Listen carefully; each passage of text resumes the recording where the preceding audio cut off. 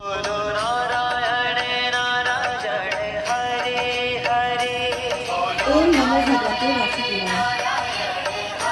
तीर्थों के भेद वामन का बलि से भूमिदान ग्रहण तथा गंगा जी का महेश्वर की जटा में गमन। ब्रह्मा जी कहते हैं, द्विजवरों सब तीर्थों और क्षेत्रों में जो जप, होम, व्रत और तपस्या तथा दान के फल प्राप्त होते हैं, उनमें से कोई ऐसा नहीं दिखाई देता जो पुरुषोत्तम क्षेत्र में रहने के फल की समानता कर सके। अब बारंबार अधिक कहने की क्या आवश्यकता। वह पुरुषोत्तम क्षेत्र सबसे महान है, यह बात सत्य है, सत्य है, सत्य है। समुद्र के जल से घिरे हुए पुरुषोत्तम तीर्थ का एक बार भी दर्शन कर लेने पर तथा ब्रह्मा विद्या का एक बार बोध हो जाने पर मनुष्य फिर गर्भ में नहीं आता। जहाँ भगवान विष्णु का सन्निधान है, उस उत्तम पुरुषोत्तम क्षेत्र में 1 वर्ष अथवा 1 मास तक भगवान की उपासना करें। ऐसा करने वाले पुरुष ने जप, होम तथा भारी तपस्या की है, वह उस परम धाम में जाता है जहाँ साक्षात योगेश्वर श्रीहरि विराजमान रहते हैं। मुनियों ने कहा, भगवान, हमें तीर्थ की महिमा का विस्तार पूर्वक श्रवण करने में भी तृप्ति नहीं होती, आप पुनः किसी गोपनीय तीर्थ का वर्णन करें। ब्रह्मा जी बोले, श्रेष्ठ ब्राह्मणों, पूर्व काल में देवर्षि नारद ने मुझसे यही प्रश्न पूछा था। उस समय मैंने प्रयत्न पूर्वक जो कुछ उनसे कहा था वही तुम्हें बतलाता हूँ। नारद जी ने पूछा, जगतपते, स्वर्गलोक, मृत्युलोक और रसातल में कुल कितने तीर्थ हैं तथा सब तीर्थों में सदा कौन सबसे बढ़कर है।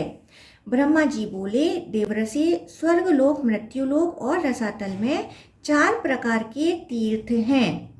देव, आसुर, आर्ष और मानुष, ये तीनों लोकों में विख्यात हैं। जम्बू द्वीप में भारतवर्ष तीर्थ भूमि है, वह तीनों लोकों में विख्यात है। बेटा, वह कर्म भूमि है, इसलिए उसे तीर्थ कहते हैं। पहले मैंने तुम्हें जो बताए हैं वे सब तीर्थ भारतवर्ष में ही हैं। हिमालय और विंध्य पर्वत के बीच में 6 ऐसी नदियां हैं जिनका प्राकट्य ब्रह्मा, विष्णु तथा शिव इन देवताओं से हुआ है। इसी प्रकार दक्षिण समुद्र तथा विंध्य पर्वत के बीच में भी 6 देव संभव नदियां हैं। ये 12 नदियां प्रधान रूप से बतलाई गई हैं: गोदावरी, भीमरथी, तुंगभद्रा, कृष्णवेणी, ताप्ती और पयोष्णी। ये विंध्य पर्वत के दक्षिण की नदियां हैं। भागीरथी, नर्मदा, यमुना, सरस्वती, विशोका और वितस्ता ये विंध्याचल और हिमालय पर्वत से संबंध रखने वाली नदियां हैं। इन पुण्यमयी नदियों को देवतीर्थ बताया गया है। गया, कोलासुर, व्रत, त्रिपुर, अंधक, हय, मूर्धा, लवण, नमुची, श्रृंगक, यम, पाताल केतु, मया तथा पुष्कर, इनके द्वारा आवर्त तीर्थ आसुर कहलाते हैं। प्रभास, भार्गव, अगस्ती, नरनारायण, वशिष्ठ, भारद्वाज, गौतम और कश्यप, इन ऋषि मुनियों द्वारा सेवित तीर्थ ऋषि तीर्थ हैं। अम्बरीश, हरिश्चंद्र, मानधाता, मनु, कुरु, कनखल, भद्राश्व, सगर, अश्वयूप, नचिकेता, वृषाकीप तथा अरिंदम आदि मानवों द्वारा निर्मित तीर्थ मानुष कहलाते हैं। यह सब यश तथा उत्तम फल की सिद्धि के लिए निर्मित हुए हैं। तीनों लोकों में कहीं भी जो स्वतः प्रकट हुए देव तीर्थ हैं, उन्हें पुण्य तीर्थ कहा गया है। इस प्रकार मैंने तीर्थ भेद बतलाए हैं। महादैत्य राजा बलि देवताओं के अजय शत्रु हुए। उन्होंने धर्म, यश, प्रजापालन, गुरु भक्ति, सत्य भाषण, बल, पराक्रम, त्याग और क्षमा के द्वारा वह सम्मान प्राप्त किया जिसकी तीनों लोकों में कहीं उपमा नहीं है।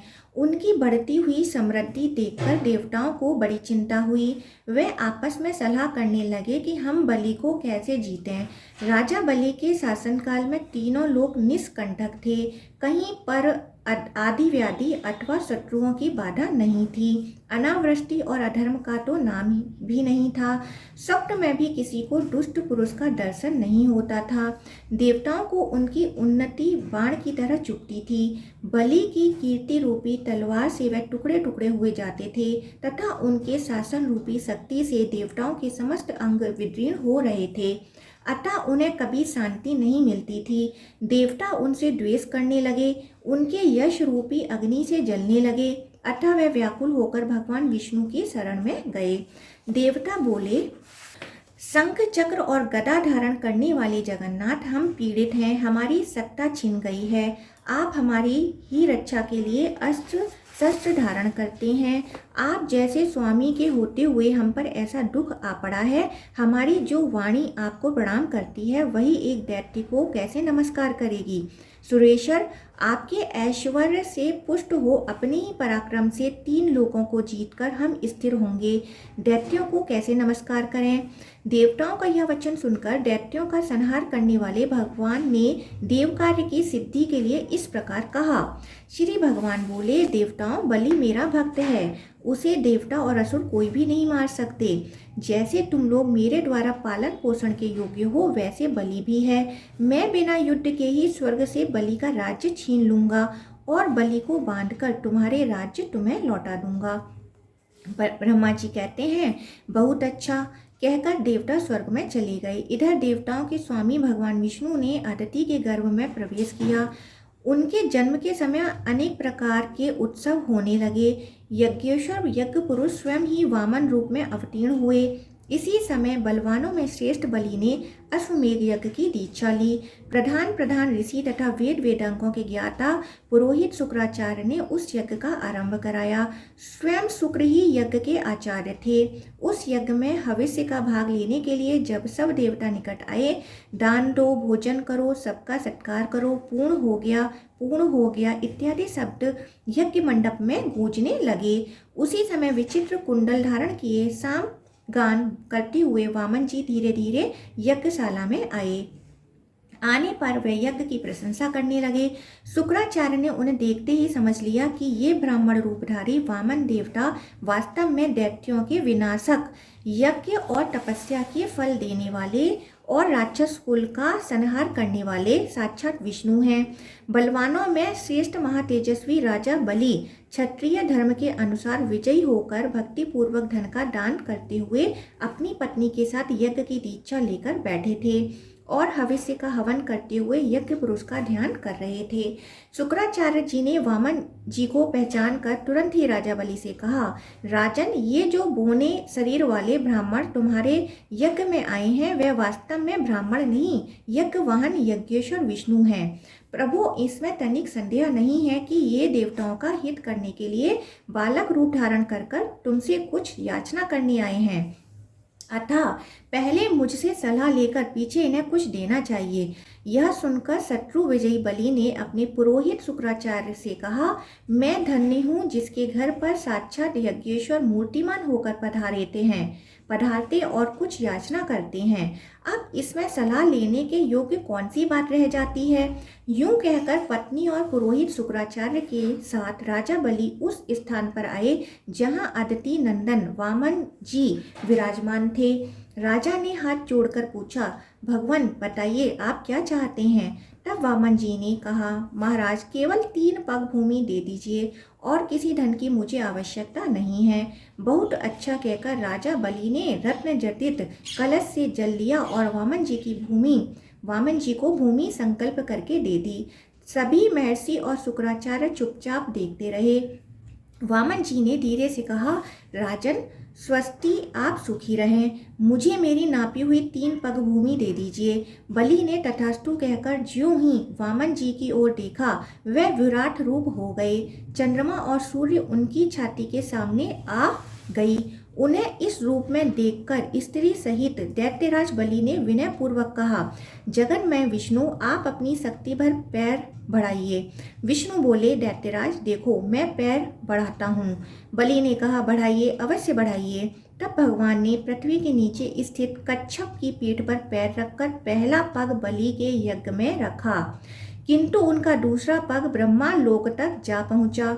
उस समय उन्होंने बलि से कहा, दैत्यराज, मेरा तीसरा पग रखने के लिए तो स्थान ही नहीं है, कहाँ रखूं, स्थान दो। यह सुनकर बलि ने हंसते हुए कहा, जगन्मय देवेश्वर, आपने ही तो जगत की सृष्टि की है, मैं तो इसका सृष्टा नहीं हूँ। यदि यह छोटा सा थोड़ा हो गया तो इसमें आपका ही दोष है। मैं क्या करूं केशव, फिर भी मैं कभी असत्य नहीं बोलता, अतः मेरे सत्य की रक्षा करते हुए आप अपना तीसरा पग मेरी पीठ पर ही रखिए। बलि का यह वचन सुनकर वेद त्रयी रूप देव पूजित भगवान प्रसन्न होकर बोले, दैत्यराज, मैं तुम्हारी भक्ति से बहुत प्रसन्न हूँ, तुम्हारा कल्याण हो, कोई वर मांगो। तब बलि ने जगत के स्वामी भगवान त्रिविक्रम से कहा, अब मैं आपसे याचना नहीं करूंगा। तब भगवान ने स्वयं ही प्रसन्न होकर उन्हें मनोवांछित वर दिया। वर्तमान समय में रसातल का राज्य, भविष्य में इंद्रपद, स्वतंत्रता तथा अविनाशी यश आदि प्रदान किए। इस प्रकार दैत्यराज बलि को यह सब कुछ देकर भगवान ने उन्हें पुत्र और पत्नी सहित रसातल में भेज दिया और इंद्र को देवताओं का राज्य अर्पित किया। इसी बीच में उनका जो दूसरा पग मेरे लोक में पहुंचा था, उसे देखकर मैंने सोचा, यह मेरे जन्मदाता भगवान विष्णु का चरण है, जो सौभाग्यवश मेरे घर पर आ पहुंचा है। इसके लिए मैं क्या करूं जिससे मेरा कल्याण हो। मेरे पास जो यह श्रेष्ठ कमंडलू है, इसमें भगवान शंकर का दिया हुआ पवित्र जल है। यह जल उत्तम, वरदायक, शांतिकारक, सुभद, भोग और मोक्षदाता, विश्व के लिए मातृरूप, अमृतमय, पवित्र, औषध, पावन, पूज्य, ज्येष्ठ, श्रेष्ठ, गुणमय तथा स्मरण मात्र से लोगों को पवित्र करने वाला है। यह जल मैं अपने पिता को अर्घ्य रूप में अर्पित करूंगा। यह सोचकर मैंने वह जल भगवान के चरणों में अर्घ्य रूप से चढ़ा दिया। वह मंत्र युक्त अर्घ्य जल भगवान विष्णु के चरणों में गिरकर मेरु पर्वत पर पड़ा और 4 भागों में बंटकर पूर्व, दक्षिण, पश्चिम तथा उत्तर दिशा में पृथ्वी पर जा पहुंचा। दक्षिण में गिरे हुए जल को भगवान शंकर ने जटाओं में रख लिया। पश्चिम में जो जल गिरा वह फिर कमंडलू में ही चला आया। उत्तर में गिरे हुए जल को भगवान विष्णु ने ग्रहण किया तथा पूर्व में जो जल गिरा उसे देवताओं, पितरों और लोकपालों ने ग्रहण किया, अतः वह जल अत्यंत श्रेष्ठ कहा जाता है। भगवान विष्णु के चरणों से निकलकर दक्षिण दिशा में गया हुआ जल, जो भगवान शंकर की जटा में स्थित हुआ, पर्व के समय शुभोदय करने वाला है। उसके प्रभाव का स्मरण करने से समस्त अभिलिखित वस्तुओं की प्राप्ति होती है। गौतम के द्वारा भगवान शंकर की स्तुति। शिव का गौतम को जटा सहित गंगा का अर्पण तथा गौतम